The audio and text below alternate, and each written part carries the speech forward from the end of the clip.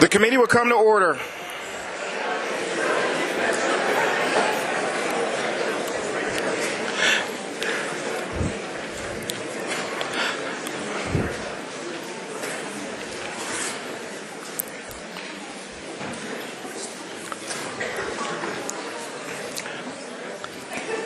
The Secretary of the Senate will call the roll of the Senate members.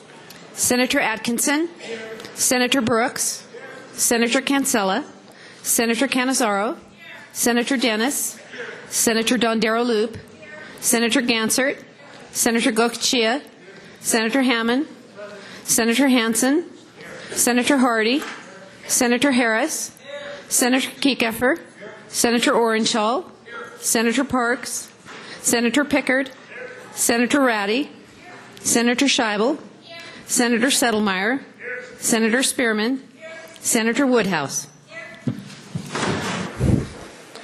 The Chief Clerk of the Assembly will call the roll of the Assembly members. Assemblyman Acefa, Assemblywoman Backus, Assemblywoman Benitez-Thompson, Assemblywoman Bilbright Axelrod, Assemblywoman Carlton, Assemblyman Carrillo, Assemblywoman Cohen, Assemblyman Daly, Assemblywoman Duran, Assemblyman Edwards, Assemblyman Ellison, Assemblyman Flores, Assemblyman Fumo, Assemblywoman Gorlow, Assemblyman Hafen, Assemblyman Hambrick, Assemblywoman Hanson, Assemblywoman Hardy, Assemblywoman Howdigi, Assemblyman Kramer, Assemblywoman Krausner, Assemblyman Levitt, Assemblywoman Martinez, Assemblyman McCurdy, Assemblywoman Miller, Assemblywoman Monroe Marino, Assemblywoman Monk, Assemblywoman Neal, Assemblywoman Wynn, Assemblywoman Peters, Assemblyman Roberts, Assemblywoman Spiegel, Assemblyman Sprinkle, Assemblywoman Swank, Assemblyman Thompson, Assemblywoman Titus, Assemblywoman Tolles, Assemblywoman Torres, Assemblyman Watts, Assemblyman Wheeler, Assemblyman Yeager, Speaker Frierson. There is a quorum present. I will now appoint a committee of two consisting of Senator Cannizzaro and Assemblyman Fumo to wait upon the justices of the Supreme Court and the Court of Appeals judges for the state of Nevada and escort them into the Assembly chamber. I will now also appoint a committee of two consisting of Senator Gansert and Assemblywoman Benitez-Thompson to wait upon the Nevada constitutional officers and escort them into the Assembly chamber.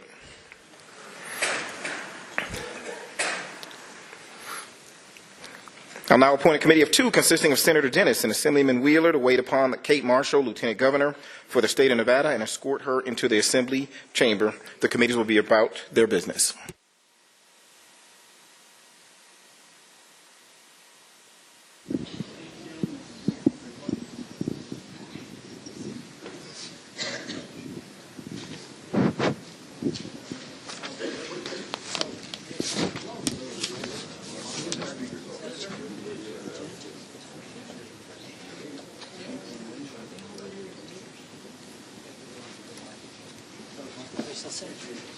Do you know where you're sitting? I don't either. But we'll make sure.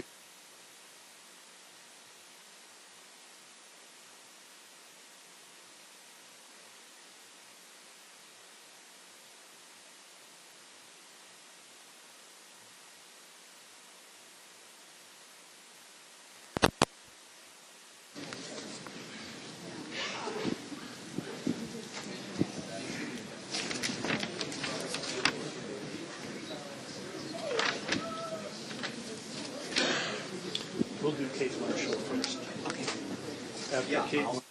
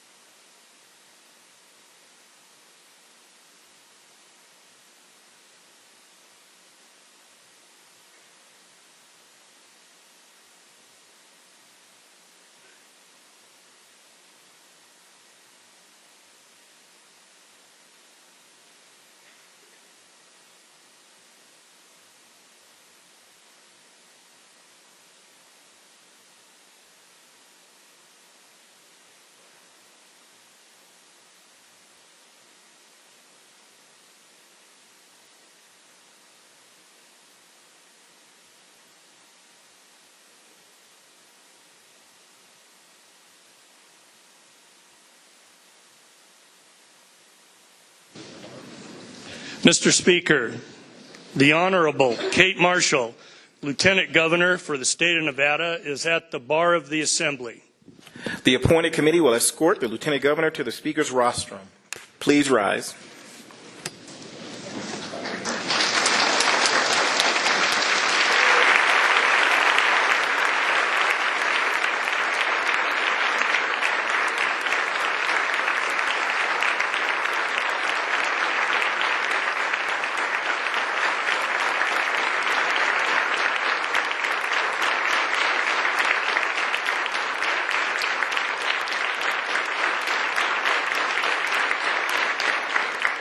Mr. Speaker, the constitutional officers for the state of Nevada are at the bar of the Assembly.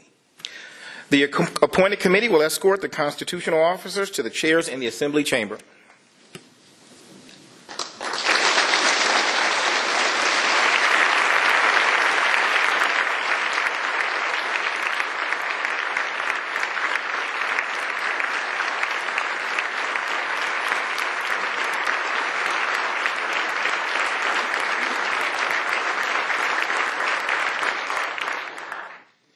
Mr. Speaker, the Supreme Court justices and Court of Appeals judges for the state of Nevada are at the bar of the Assembly. The appointed committee will escort the Supreme Court justices and Court of Appeals judges to chairs in the Assembly chamber.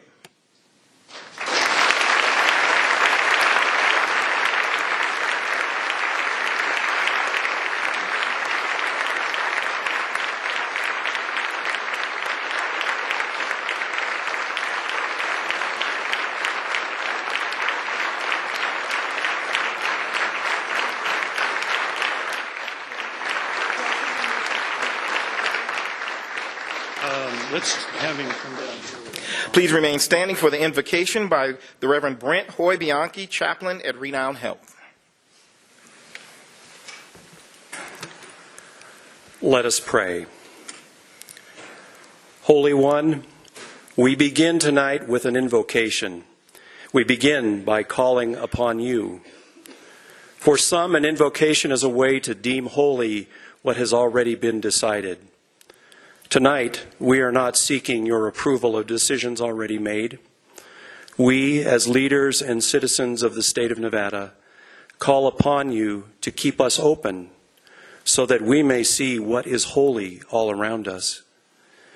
It is easy to see holiness in the natural beauty of our state, in the Lahontan cutthroat, the desert bighorn, and the sage grouse, in sagebrush and rice grass, in bristlecone and pinyon, in the snow-covered ranges and the long, lonely valleys. We call on you tonight to keep us open to see holiness where it may be harder to see it, in the breathing and working and sometimes suffering people of Nevada. Help us to see as holy people who need a job that pays enough, people who need an affordable place to live, people who need health care they can afford, people who need help with their addiction or mental illness, people who need to feel safe from violence and weapons, people who have been harassed and abused who need dignity and respect, children who need a good school to go to with teachers who were treated fairly, refugees who need a safe place of asylum. Help us to see as holy all of us who need a future in a world that sustains life. And then empower us to respond in holy action to work for the common good. Empower Governor Sisolak, these legislators, judges, and officers to push across aisles and barriers, assumptions and stereotypes. Empower them to deliberate honestly, to legislate fairly, and to govern with compassion. Empower them to enflesh the justice of your eternal holiness in people's everyday lives. Holy One, we pray tonight with Dr. King. Eternal God, out of whose mind this great cosmic universe came, we bless you. Help us to see that which is high and noble and good. Help us in the moment of difficult decision. Help us to work with renewed vigor for a peaceful world, a sharing of resources, and a human community that transcends race or color. Holy One, we pray in, with, and under your many names, you who are eternal and fleshed and empowering. Amen. Amen.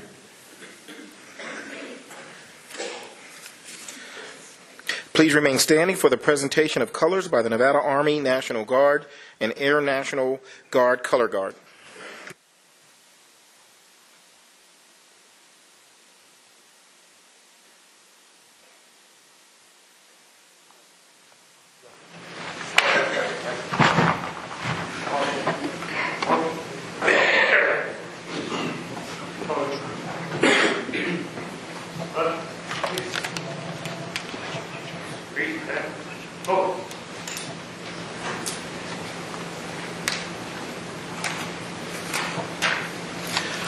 Gary Utterback of Fallon will lead us in the Pledge of Allegiance to the flag. Gary served on active duty from 1976 to 1997 as a Special Forces officer for the 7th Special Forces Group. He was assigned to a Navy SEAL unit during Desert Storm, where he was awarded a Bronze Star with a Combat V distinction.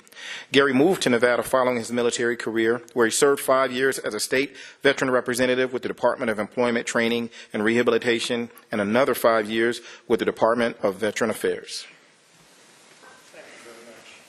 Would you follow me, please, in the invocation? After that, we'll go ahead and we'll do the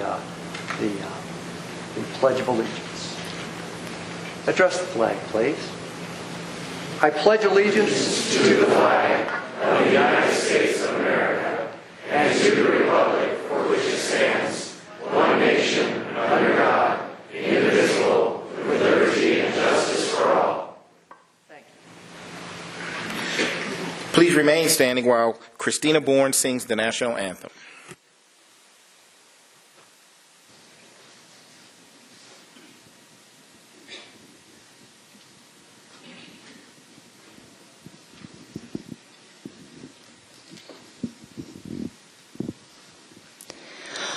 Oh, say, can you see by the dawn's early light what so proudly we hailed at the twilight's last gleaming, whose broad stripes and bright stars through the perilous fight o'er the ramparts we watched were so gallantly streaming, and the rocket's red glare, the bombs bursting in air, gave proof through the night that our flag was still there. Oh, say, does that star-spangled banner yet wave o'er the land of the free and the home of the brave?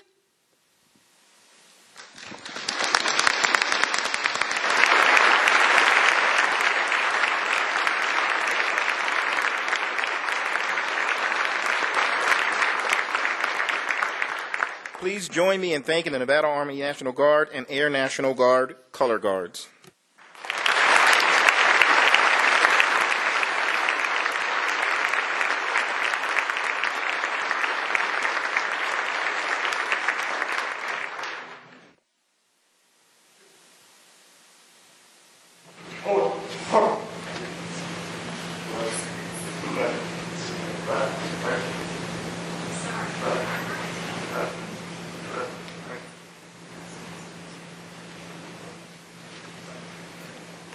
Please be seated.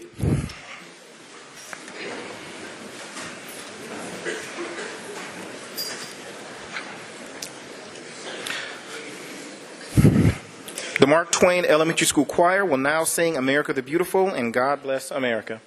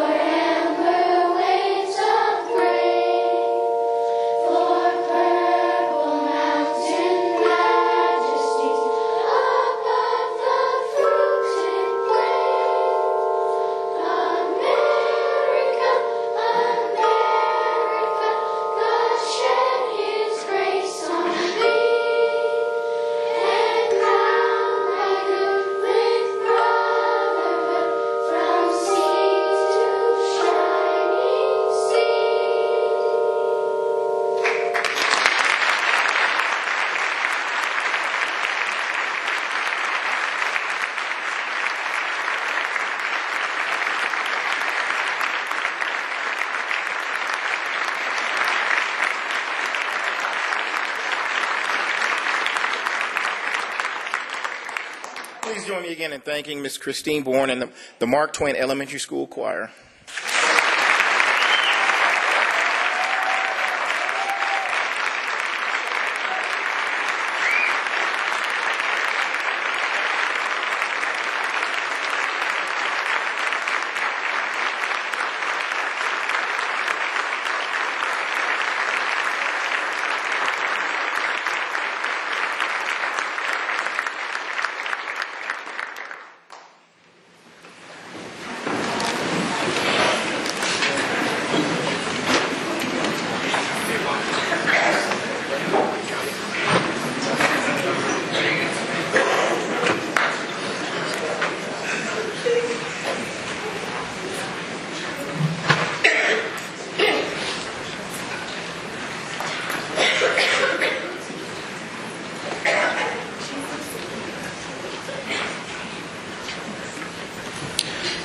I will now appoint a committee of 2 consisting of Senator Spearman and Assemblyman Yeager to wait upon Governor Steve Sisolak and escort him into the Assembly chamber. The committee will be about its business.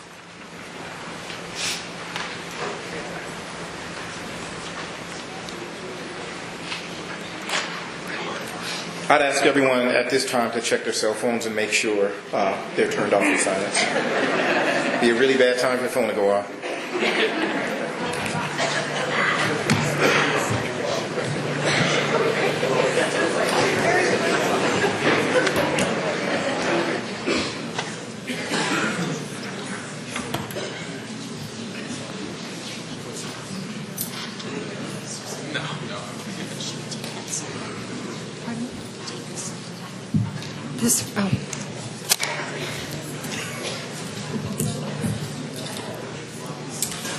Okay.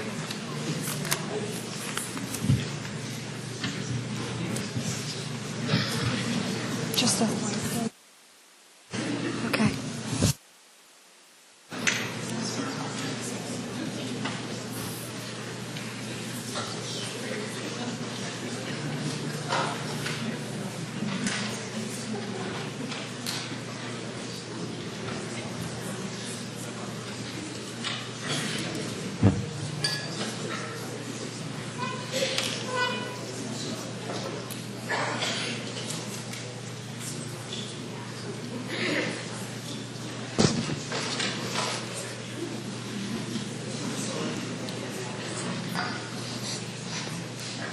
Hello, Governor.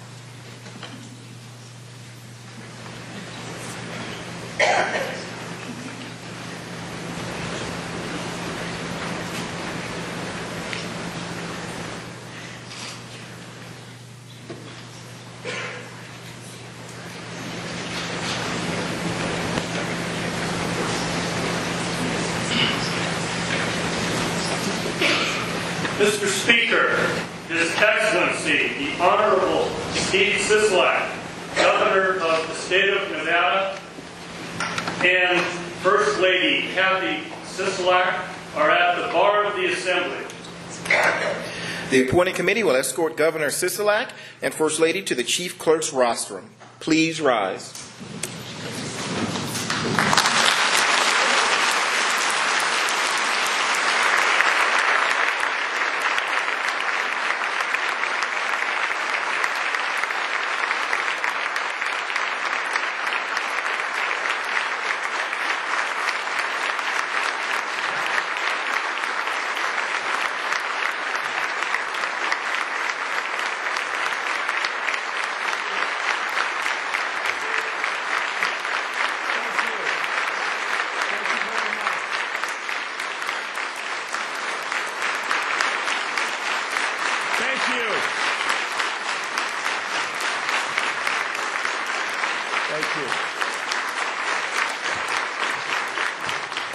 Thank you very much. I was expecting a tough speech, but to follow the Matt Kelly Choir is a really amazing, or the Mark Twain Choir is an absolutely amazing thing, and they were absolutely incredible in their renditions. So thank you for having them here today.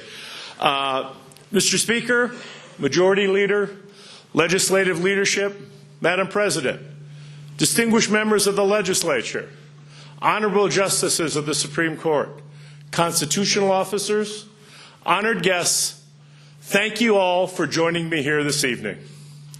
To my family, particularly our incredible new First Lady,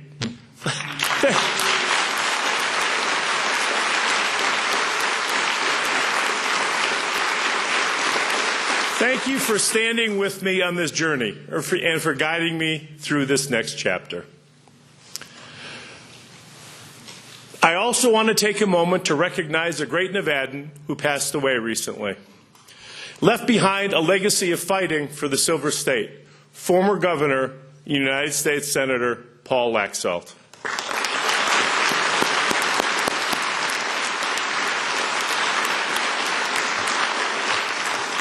The start of the year, the start of a new legislative session, is a moment for reflection, a time to think about the progress that we've made. Tonight I speak to the legislators who will make up the 80th session of the Nevada Legislature. And for the first time in Nevada state history and the history of the United States of America, it is a legislature that is majority women.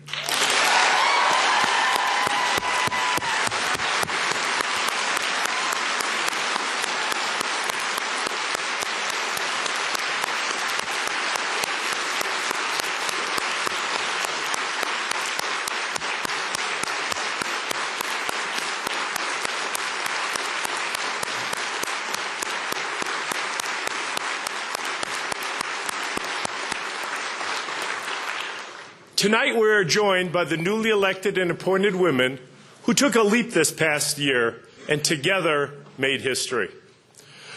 Would the women please stand? Our legislative women. Let's give them another round of applause.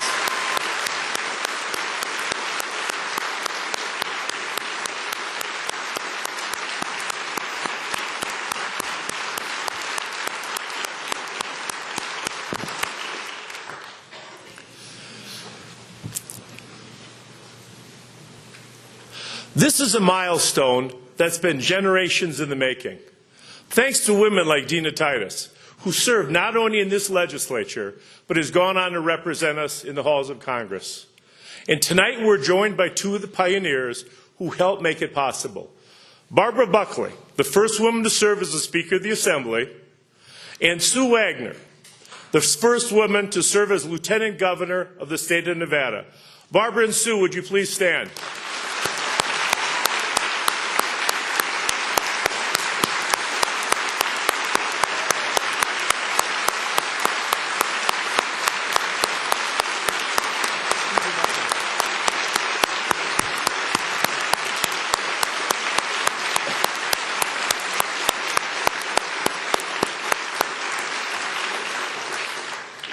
To them, to all the women here tonight, and to the women who have served before, including the one and only Debbie Smith, who I know is smiling down on us tonight.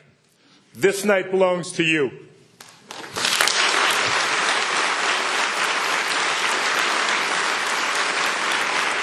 As a dad of two daughters, I'm especially grateful to know that every little girl in Nevada has role models in all of you. And let me just say, that includes our Lieutenant Governor, Kate Marshall. Kate, I look forward to working with you on behalf of the people of Nevada.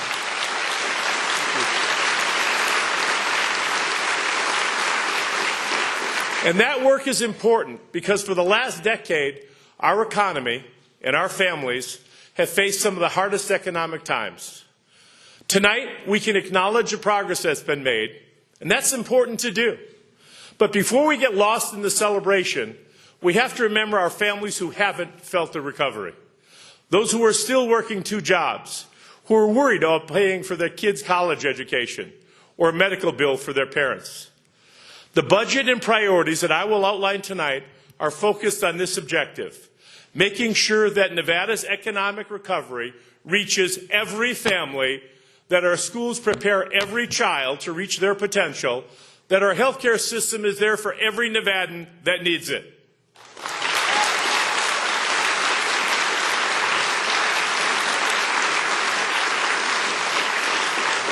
The time is here to ask what kind of a state we want to be. It's all on us, Democrats and Republicans alike, to reach higher than we've ever reached, and to ensure economic success makes it to every dinner table in Nevada.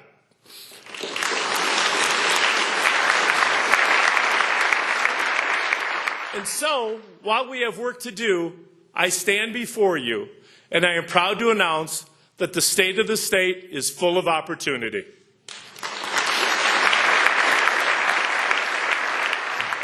Let's start with some numbers. We are anticipating general fund revenue of more than $4.3 billion in 2020, up nearly 3% from 2019. And in 2021, it's projected to rise even more, to nearly $4.5 billion. Nevada's economic growth happened under our current revenue structure. And as they say, if it ain't broke, don't fix it. That's why this budget that you're being presented with is without any new taxes.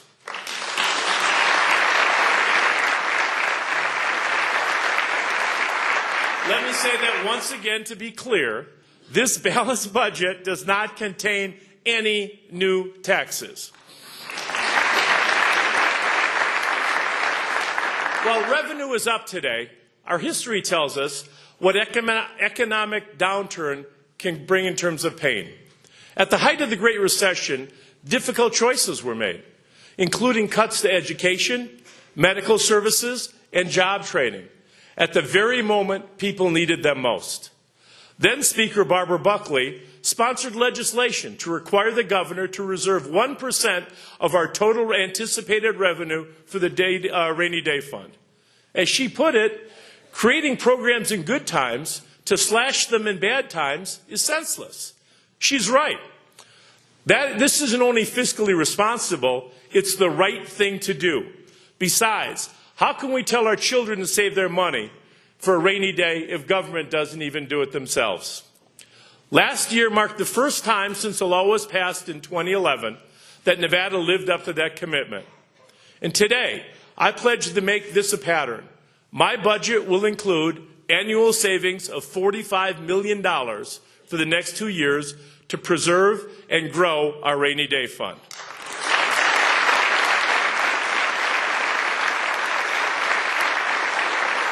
So that we have it on those dark days when it is truly needed. As we saw in our latest jobs report, businesses are propelling our economy. We now boast of being home to companies like Tesla, Google, Apple, and Amazon, just to name a few. We have welcomed Hyperloop One and a burgeoning drone industry.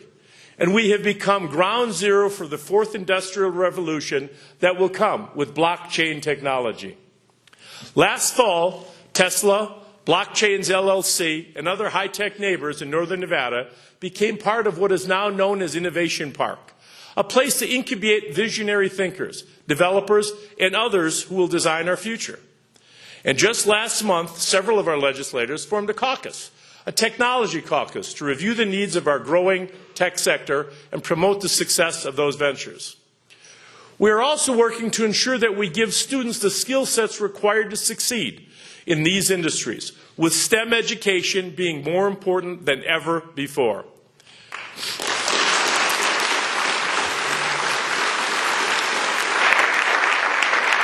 When it comes to jobs, we are now one of the fastest growing states in the nation.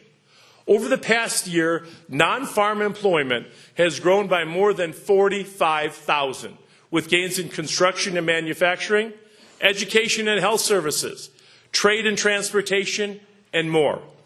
We have our business community to thank, not just the large companies whose arrival in our state brings headlines, but small businesses too, including over 78,000 employers in Nevada with 100 or fewer employees.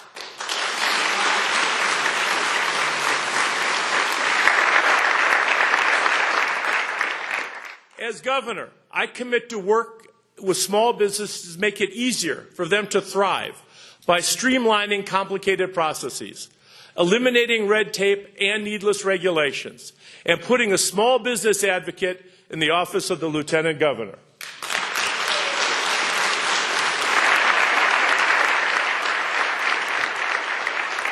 Let's give our small businesses and those who sacrifice to make them a success a big round of applause.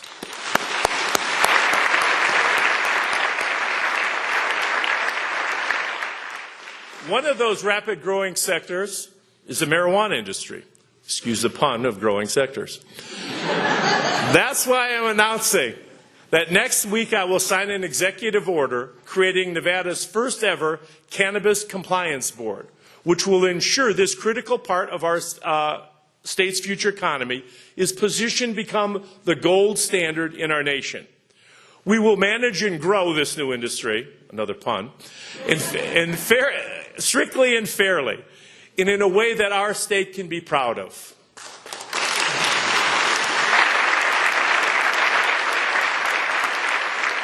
But with new jobs and economic growth comes an added challenge, making sure everyone who wants to live and work here can afford to do so.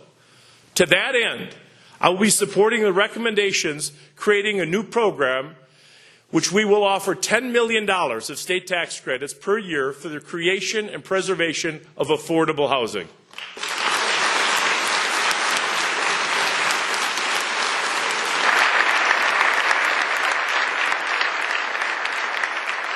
I want to thank the chair and members of the committee that studied affordable housing this past interim for their hard work on this proposal.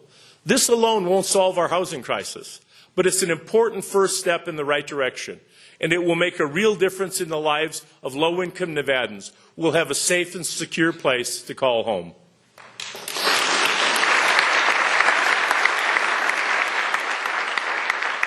At the root of our affordable housing crisis lies another fundamental problem. Too many Nevadans are making too little. That needs a change, and it needs to start by giving Nevadans a well-deserved raise.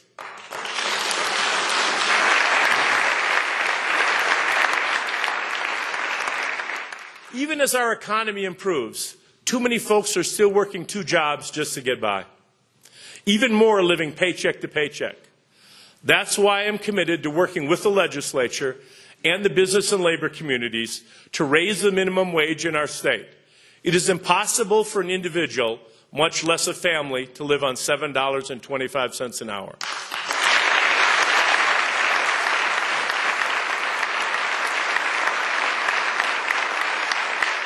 And not only that, we need to ensure equal pay for equal work.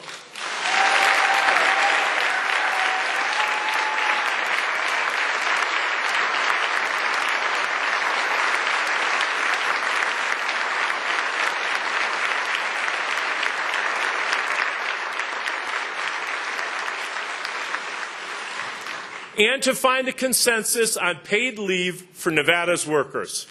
It's the right thing to do for our families. At the same time, I am recommending a 3% pay increase for our state employees.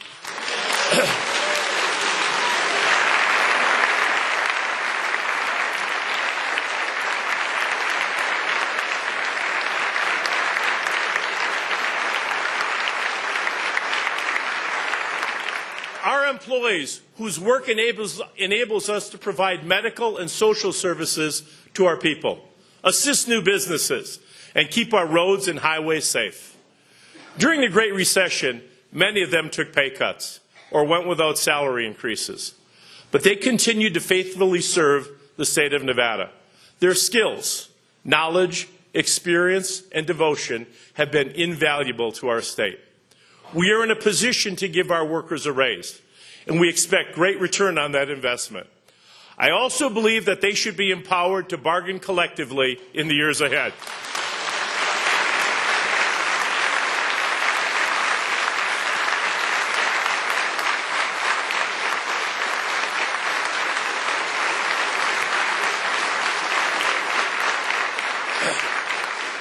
And to our state agencies, we must open our doors.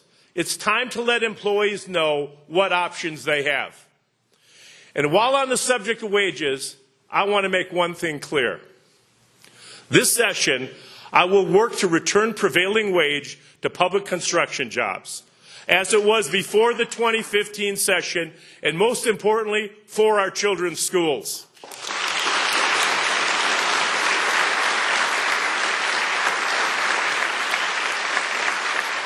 Not only do prevailing wage jobs support highly skilled workers in Nevada, they guarantee our children are learning in a well-constructed, high-quality educational facility. Let's do this and make it done. Let's get it done.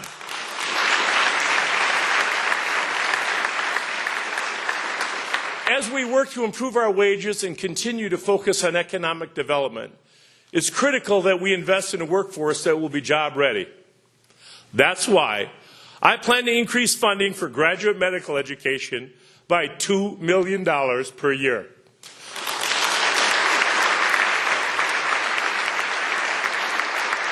Because our medical students of today will be our doctors of tomorrow.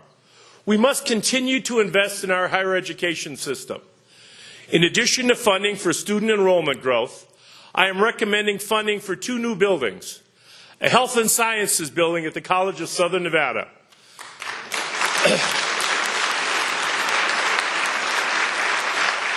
and a new education building at the Nevada State College.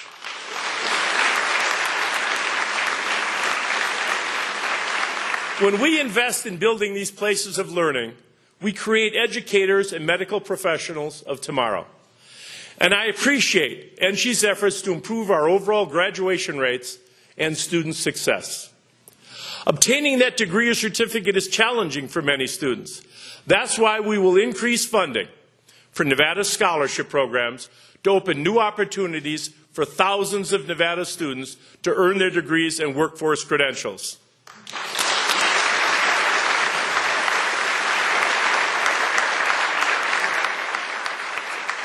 But there's another element of higher education that too often doesn't get the respect that it deserves: apprenticeship and job training programs.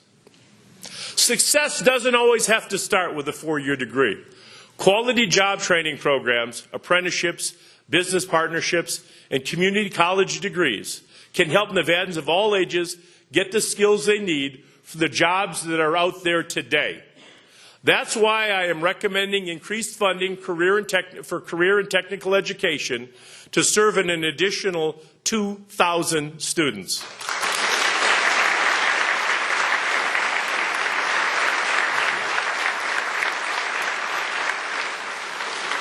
So far, we've talked about a number of important issues, but there is no issue more important to me than making sure that every child in every classroom gets a quality education.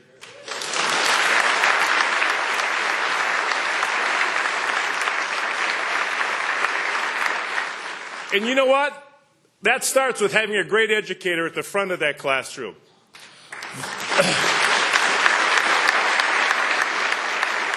These are the people that we are entrusting to prepare our kids for the future. They need to be treated as the professionals that they are and respected for the job that they do.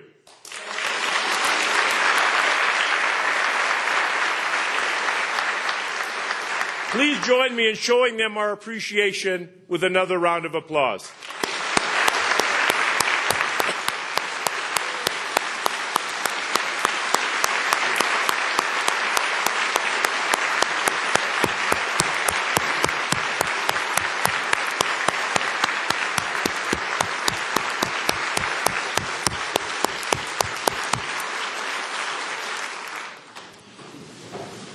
And while applause is nice, our educators deserve more than a round of applause. They deserve a raise.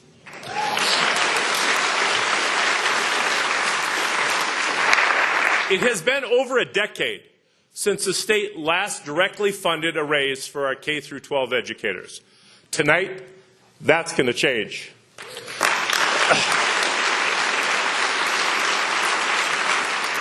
Legislators, I'm asking you to stand with me and stand with our educators. by including them in the 3% pay raise for state employees for the first time in 12 years.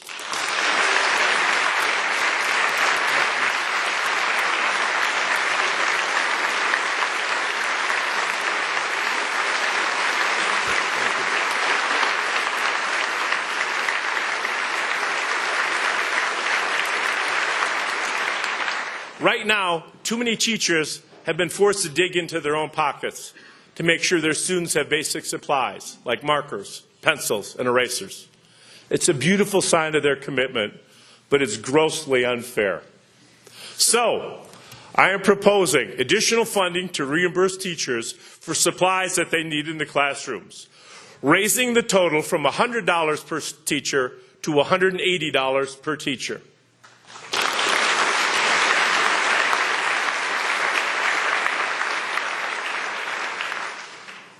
In our budget, I am also including a one-time appropriation for Washoe County to correct an $8.6 million mistake that was made in the past. But to be perfectly clear, so everyone understands, those kind of mistakes will not be tolerated under my watch. The time for Band-Aids and short-term fixes is over.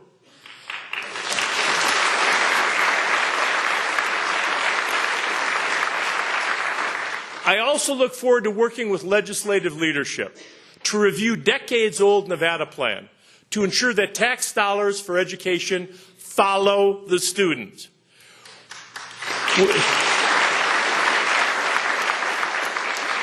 We have to make sure that our statewide funding formula is equitable for every student in every county.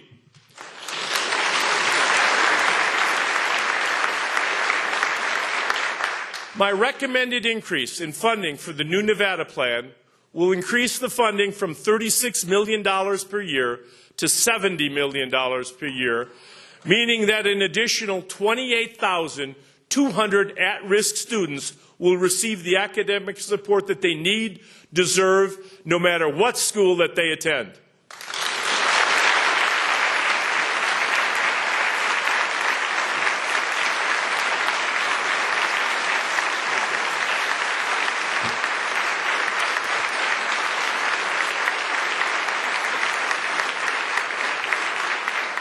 Additionally, I am recommending for the biennium $44.7 million to ensure access to quality preschool development programs, $63.4 million for Read by Grade 3, approximately $100 million for Nevada Zoom schools, and $50 million for Victory School programs.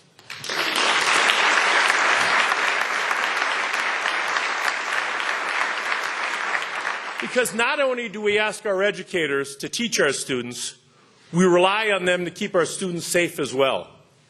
The need for safer schools is a dark reality in the world in which we live today, and we need to fund those initiatives.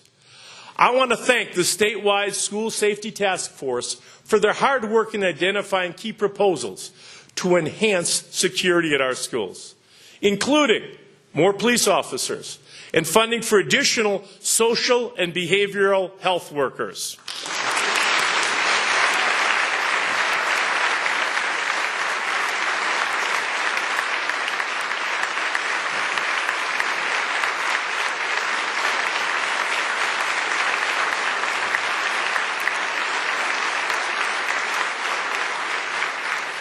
We cannot expect to successfully address violence and issues in our schools unless we invest in people like Erica Marquez, who is with us here tonight. Erica is a counselor at Clayton Middle School in Reno. By doing her job every day, counselors like Erica are preventing violence, helping students, and saving lives. Erica, please stand to be recognized.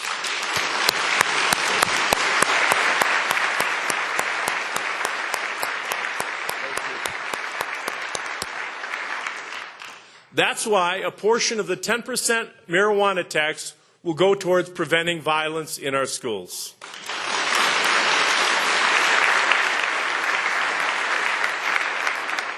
As your governor, the safety and security of our families is my most important job. Our country is plagued by the epidemic gun violence. Something Nevadans have come to understand all too well. We are still reeling from the losses we suffered on 1 October. And now we're going to take action. I am working with the legislature to implement common sense background checks on all firearm sales in Nevada.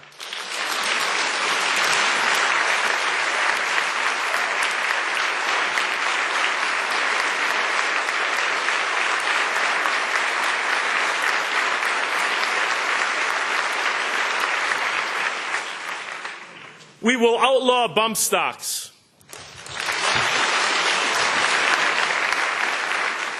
And we will address the threat gun violence poses to victims of domestic violence in the state of Nevada.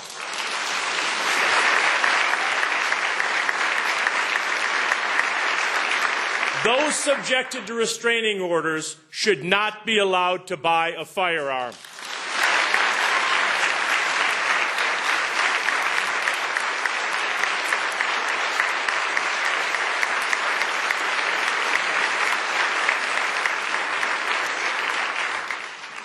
Back in 2016, Nevadans voted to close a dangerous and deadly loophole in our law that makes it far too easy for convicted criminals, domestic abusers, and others with dangerous histories to buy firearms at gun shows and online with no background checks and no questions asked. It's long past time we listen to the voters and enact these changes, because background checks save lives.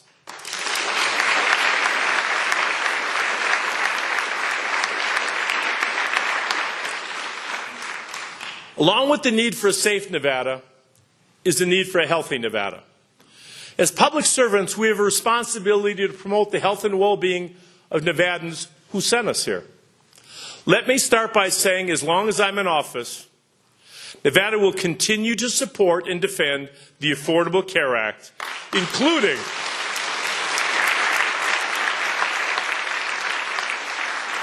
including all protections for those with pre-existing conditions.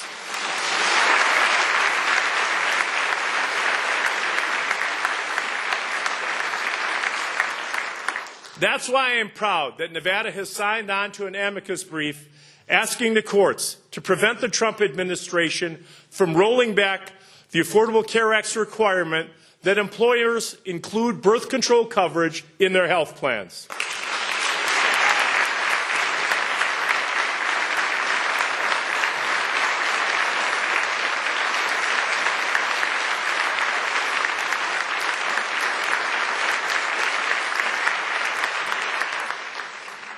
As your governor, I am committed to adequately funding women's health care.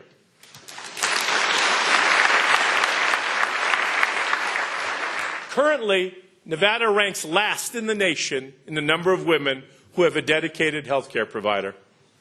We don't fare much better when it comes to cervical cancer screenings either, or other forms of family planning. That's going to change.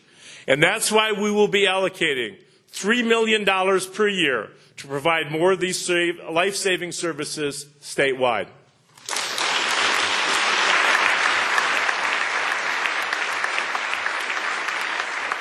Lives like the life of Reno native Ann Mackey, who can't be with us here tonight, but who in her early 20s started to have health complications. So she scheduled an appointment at Planned Parenthood.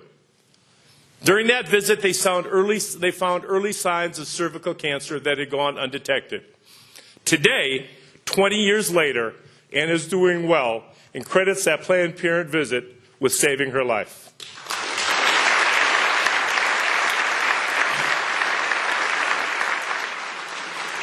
We have to make sure that quality health care continues to be offered to every Nevadan, not just those who can afford it. Our state took an incredible step when we expanded Medicaid. It gave the chance for hundreds of thousands of Nevadans to go to the doctor and gain the coverage that they needed. My recommended budget represents the largest investment of general fund dollars to the Department of Health and Human Services in Nevada state history.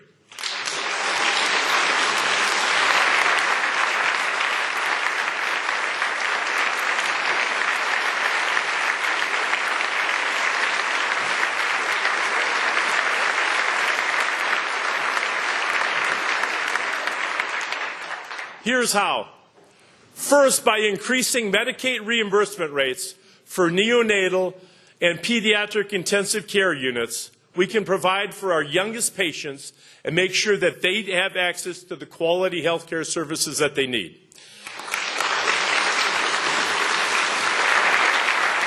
Second, we will reduce the wait list for children with autism.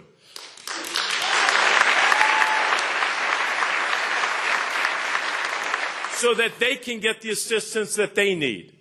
And third, we will increase access to mental health services.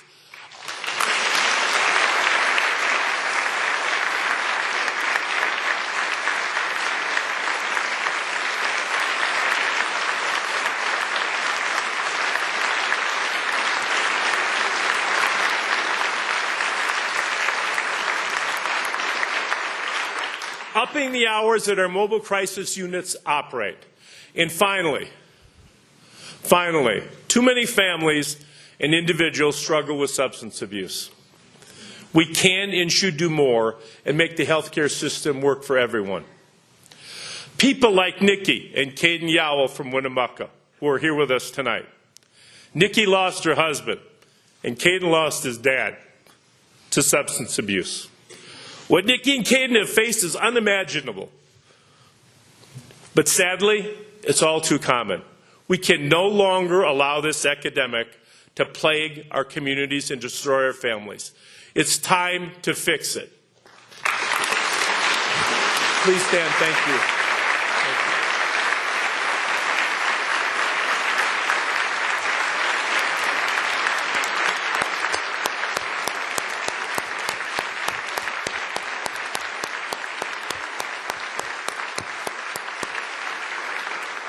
Thank you for your willingness to share your story with the state of Nevada. This investment will let community behavioral health centers expand from 3 to 10, allowing them to serve additional adults and children with substance and abuse issues. But it's not enough just to put numbers on paper. I'm committed to working with our legislators, the Department of Health and Human Services, and community stakeholders to ensure that this funding gets down to the Nevadans that need it most. In the coming weeks, I will create a Patient Protection Commission. Our goal will be to take a comprehensive look at the Nevada healthcare system, to evaluate what we're doing well, and more importantly, what we can do better, including protecting Nevadans from being gouged on prescription drug prices.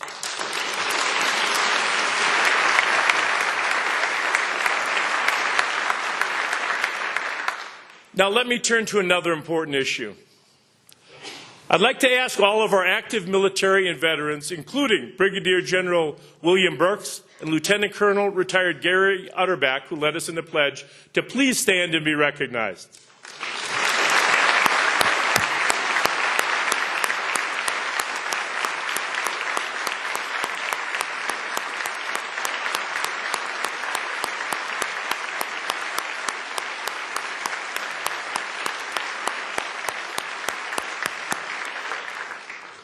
Sadly, the plight of our veterans is too often ignored.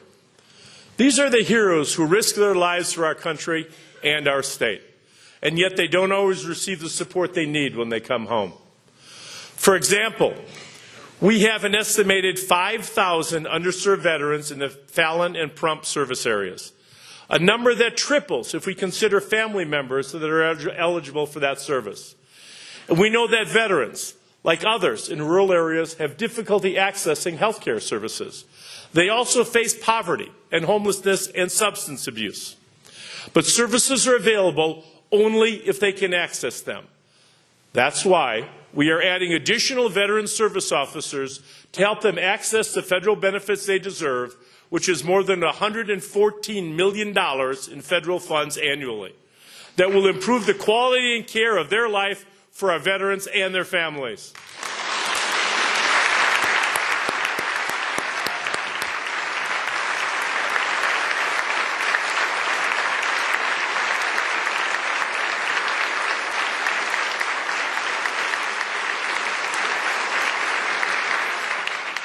We also need to look out for our fellow Nevadans who need a little help to get by.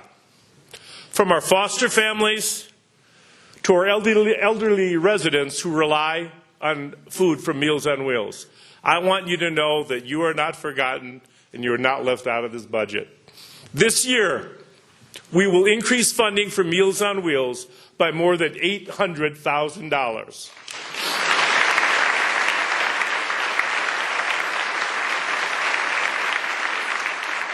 Allowing us to feed over 8,700 seniors and eliminate the current wait list for Meals on Wheels.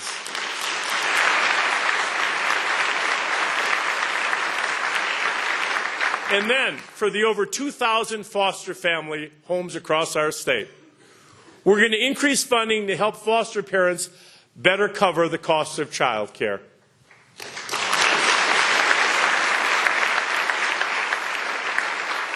There's another conversation that we need to have, and it's about our criminal justice system.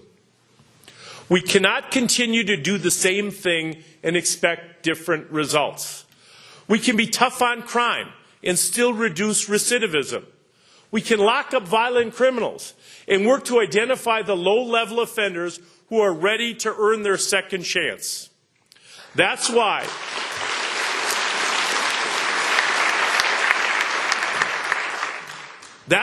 I am recommending we add new staff who will focus on supporting mental health and substance abuse programs and handling the increased caseload in the parole and probation division.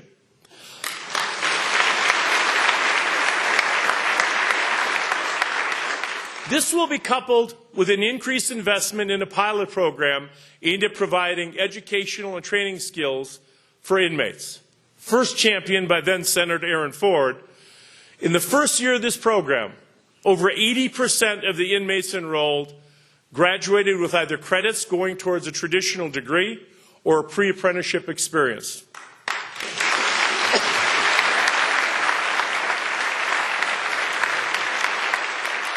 I'd like to recognize the special guests I have here with us this evening. Tonight, Professor Kevin Mitchell of the College of Southern Nevada. Thank you. Professor Mitchell has years of experience teaching the CSN Prison Education Program and currently teaches at High Desert State Prison, which the First Lady and I recently toured. He has seen his students reintegrate into our community and start productive careers. Professor Mitchell, please stand. Thank you.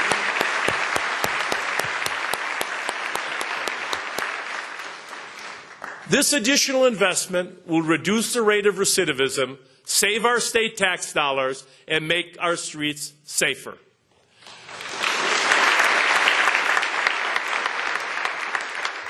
We are all lucky to live in the most beautiful state in the country, hands down.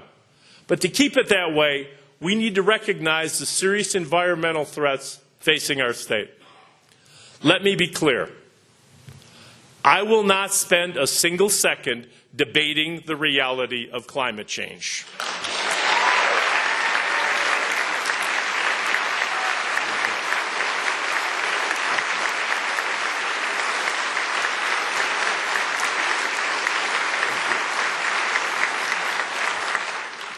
Climate change is real, and it is irresponsible to ignore the sciences that proves it, and the lives it has already impacted and upended, especially across the West. As governor, I'm committed to making Nevada a clean energy leader, not only to combat the effects of climate change, but for future generations, but also for the abundance of green-collar jobs it can create right now.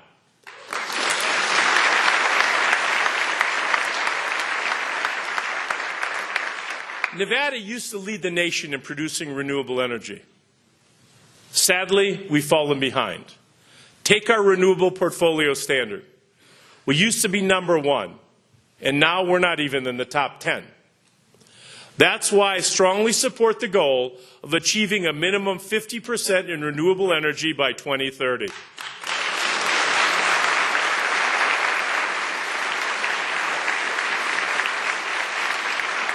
And I know we can meet these standards without raising the cost of electricity for ratepayers in our state. It's time to make it happen. In 2017, the legislature proved they have the political will to reclaim our spot as the nation's energy leader. When you send me that bill, this governor is going to sign it.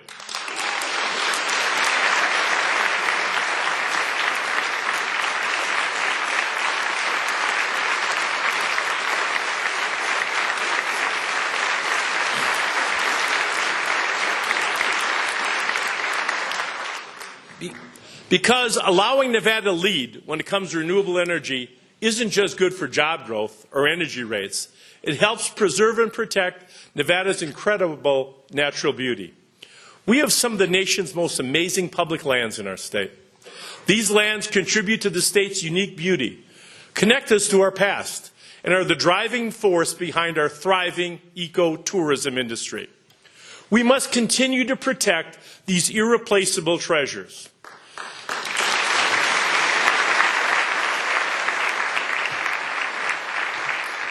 And finally, let me make something perfectly clear. Not 1 ounce of nuclear waste will ever reach Yucca Mountain while I'm governor.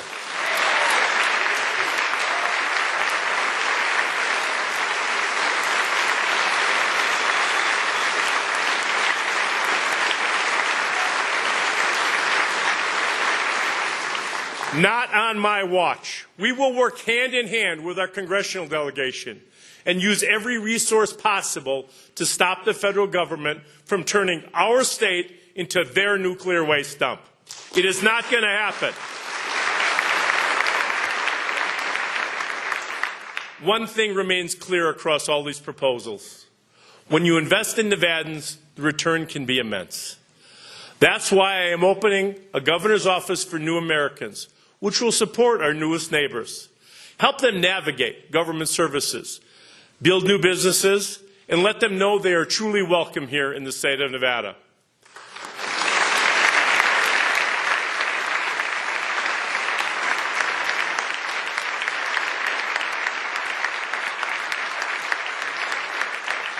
We'll also provide assistance to DACA recipients and applicants like a dreamer I met on the campaign trail named Daisy. Daisy was brought to Nevada as a child. She didn't have documentation, but she cared for her community and worked hard. And when Governor Sandoval did the right thing and signed a bill in 2015 that allowed dreamers to obtain teaching licenses, she jumped right on it. Today, she's a special education teacher at a public school in Clark County, specializing in children with autism to realize their dream. I know Daisy is watching on TV tonight, so please join me in giving her a round of applause.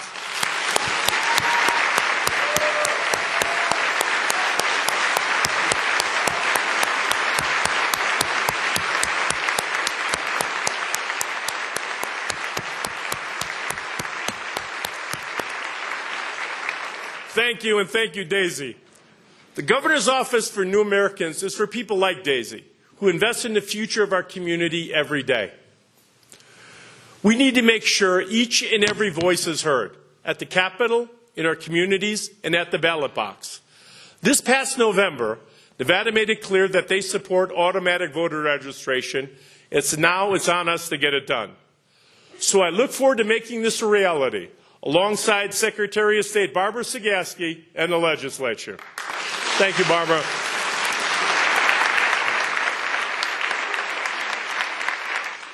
Voting is a fundamental right, and we should be looking for even more ways to make sure Nevadans that are eligible can exercise that right, which is why I am committed to working with the legislature and local election officials to expand early voting. And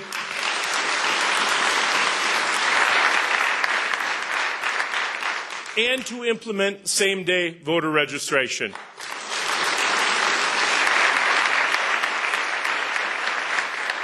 And I'm committed to making sure every Nevadan is counted in our census. Because if one of us is left off, that hurts all of us.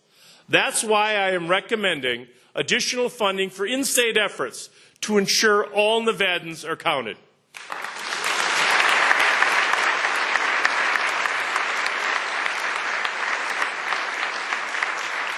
The proposals laid out tonight are presented with the goal of ensuring that every family sitting around every dinner table sees the benefit of the economic recovery that only those at the top have felt thus far.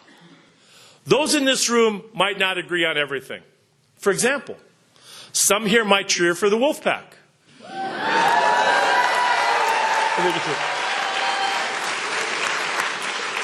Some might cheer for the rebels.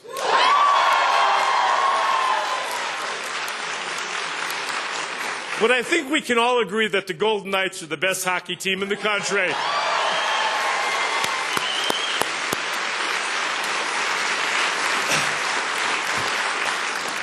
These chambers were built to house debates worthy of the Nevadans we represent and the futures they have ahead.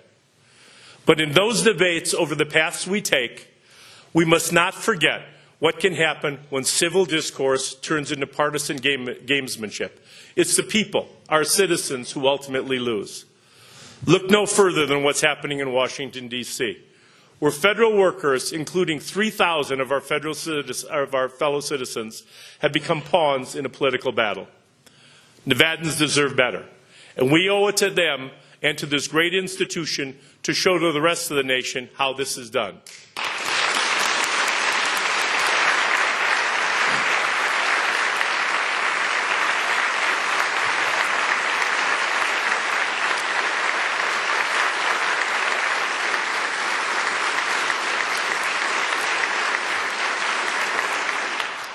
So I have a message for every legislator that's here in this chamber tonight. Every one of you, 63. Whether you're a Republican or a Democrat, we've got a busy 4 months ahead of us. We've got a lot of work to do, and we're going to be spending a lot of time together, you and I. I want you to know that my door is open. It is always open. We need good ideas from everyone, every single one of you. That's how we work together. That's how we get things done.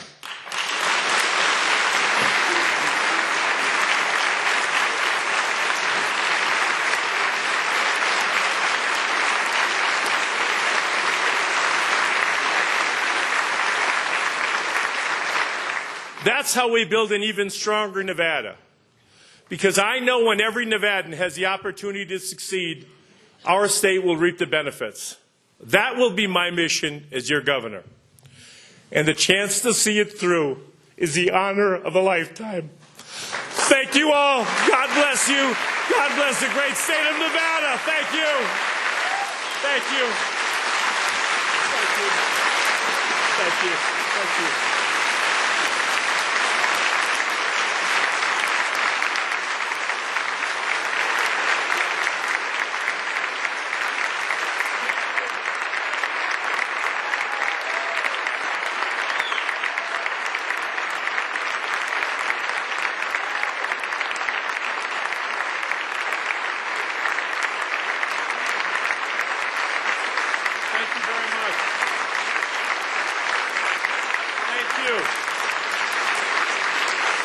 Thank you.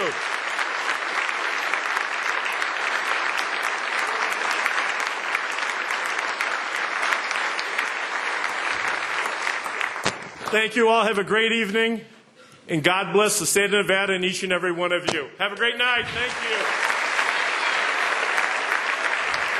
Senator Woodhouse. Senator Woodhouse. Mr. Chair, I move that the committee extend a vote of thanks to Governor Sisolak for his timely, able, and constructive message. Assemblywoman Tolles. I second that. You've heard the motion. All those in favor, please signify by saying aye.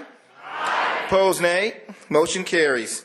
The appointed committee will escort Governor Sisolak to the bar of the Assembly. Please rise.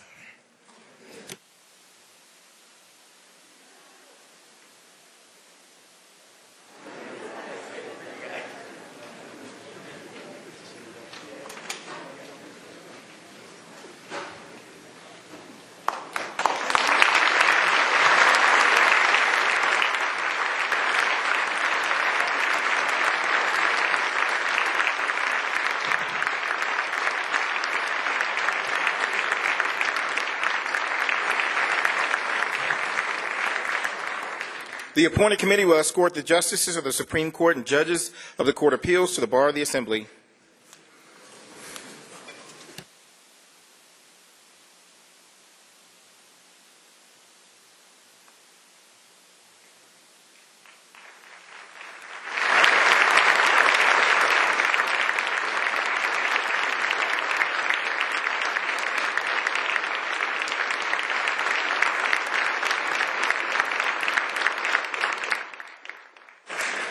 The appointed committee will escort the constitutional officers to the bar of the Assembly.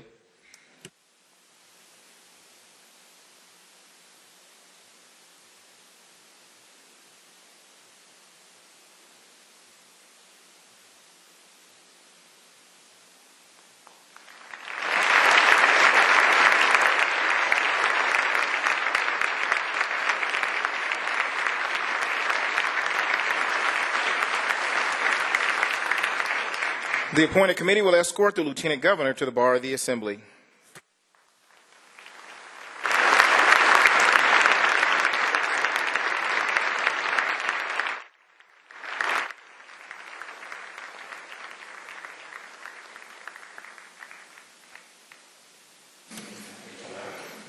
Please be seated. Assemblywoman Monroe Moreno. Mr. Speaker, I move that this meeting be adjourned. Assemblyman Ellison. I second that motion. You've heard the motion. All those in favor, please signify by saying aye. Aye. Opposed, nay. Motion carries. This meeting is adjourned.